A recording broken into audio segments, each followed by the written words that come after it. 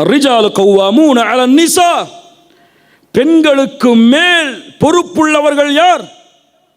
யார்? யார்?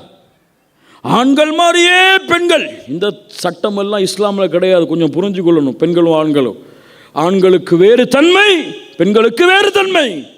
பெண்களுக்கு வேறு கோபம், ஆண்களுக்கு வேறு கோபம். பெண்களுக்கு வேறு வெட்கம், ஆண்களுக்கு வேறு வெட்கம். பெண்களுக்கு வேறு பொறுமை, ஆண்களுக்கு வேறு பொறுமை. ஆணும் பெண்ணும் சமம்தான் எல்லாத்திலையும். இப்படி சொல்றதெல்லாம் அல்லாஹ்வுடைய மார்க்கத்தில் அனுமதி கிடையாது. ஒரு பெண்ணை நிர்வகிக்க கூடியவன் யார்?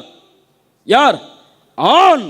அந்த ஆணை பெண் நிர்வகித்தால் அவன் ஆண் இல்லை என்று அர்த்தம்.